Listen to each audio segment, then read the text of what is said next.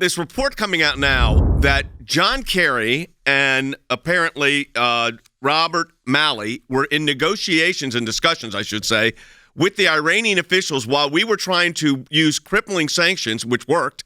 We're uniting the Middle East against this juggernaut of the Iranians.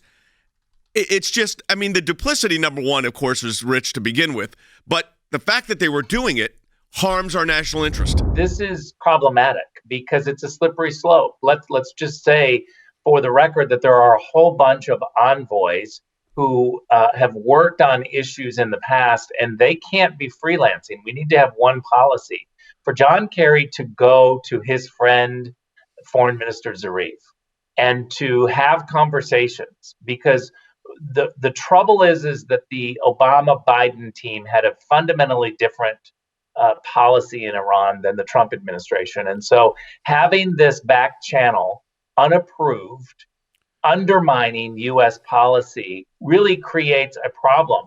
Besides the slippery slope, it's illegal. This was in 2019. So the election was, the stuff was just going on in the election for 2020. So this was during our active policy as we were doing the Abraham Accords with the Gulf state and the other Arab countries that have come alongside and have joined with Israel, a large part because of the Iranian threat. When you have Americans speaking against the interest of American policy, which, again, can only be set by one president at a time. The American policy is set by the president. It's administered by people like Rick. And then when you have Americans coming in and undermining that policy, Jay, it's got to be so frustrating for those officials on the ground trying to carry out their constitutional oath. But more than that, more than just being frustrated for the people charged with carrying out the oath, Jay, it undermines the United States around the world, because if the other countries in the world cannot look to the United States for a clear voice on where we stand, and there's confusion, there's multiple voices, how in the world do you expect them to ally with us? There's no way that they can. This is the Democrat playbook. I mean, this is what they do. It undermines whatever is going on for conservatives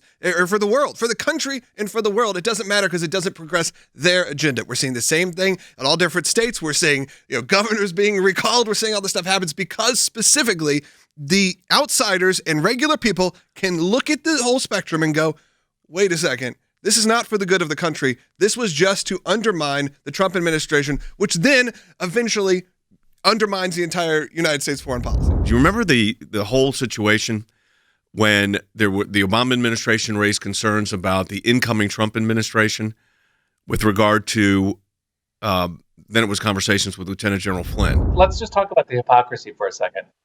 Mike Flynn came in as the incoming national security advisor after an election. He was tapped with a transition.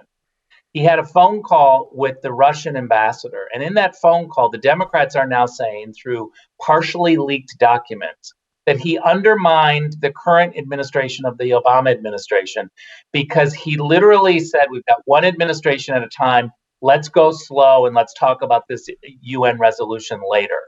Okay? Fast forward to John Kerry. He's not appointed at all. He did what Mike Flynn did and worse, because he wasn't the incoming. He was just a citizen. And he went and he met with the Iranians. I saw him meet with them at the Munich Security Conference. They met in Munich. They met in other places. And the fact is why isn't the system coming in the media and the DOJ coming down on John Kerry like they did to Mike Flynn? Here's John Kerry being asked about back-channel communications. Take a listen. Since the decision was made to pull out of the Iran nuclear agreement, from that time forward, this is a public issue, and I don't engage in any diplomacy on it in that way. There's been no back-channeling.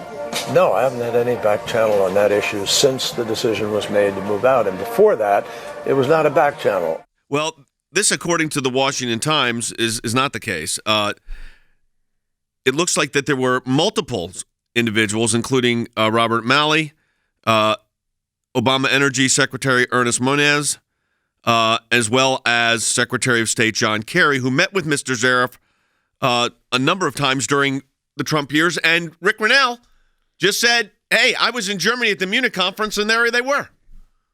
So maybe they were just having tea.